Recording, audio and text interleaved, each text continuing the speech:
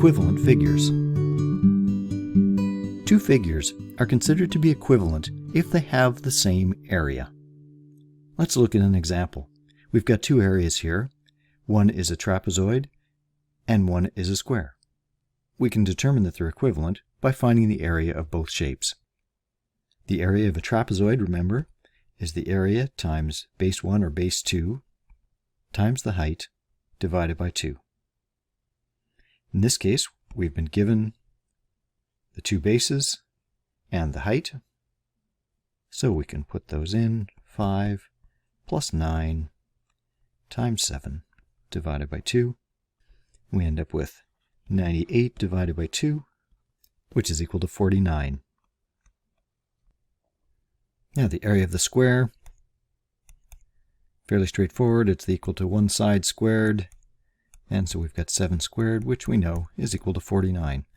So therefore, the two shapes are equivalent. We have two more shapes. Let's see if these are equivalent.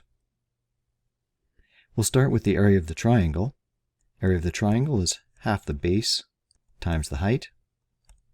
The base, we're told, is 5 centimeters, and the height is 10.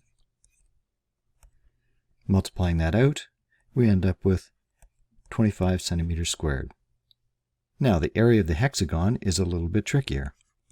The area of a regular hexagon is the perimeter times the apothem divided by 2. So first we're going to need to find the perimeter.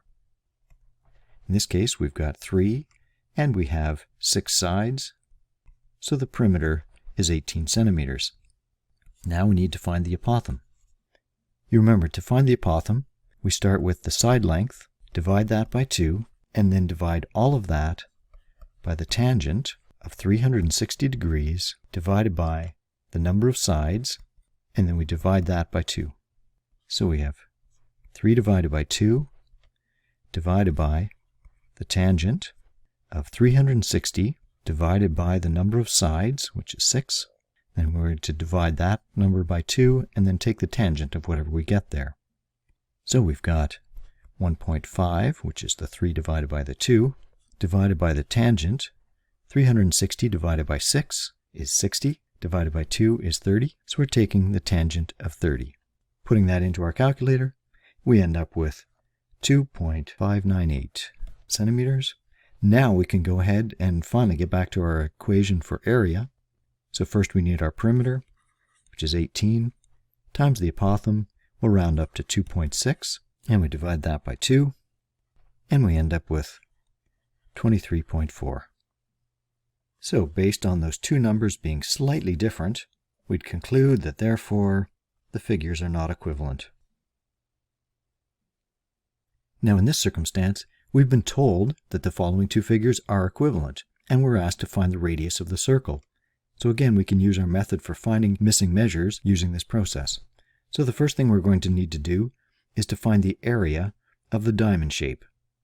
And remember, the area for our diamond shape, or our rhombus, we take the two diagonals, multiply them, and then divide that product by 2. And we get 45.5. We're not given units, so we'll just call them units squared. So now we know that the area of a circle is pi r squared. We're now being given that it's 45.5 units squared, so that's equal to pi r squared. We'll divide 45.5 by pi, and we get r squared is equal to 14.48. And so r is going to be equal to the square root of 14.48.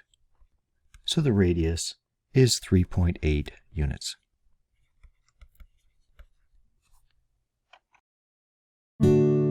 Add this to your memory aid. Try the practice questions in the workbook and check your answers against the answer key.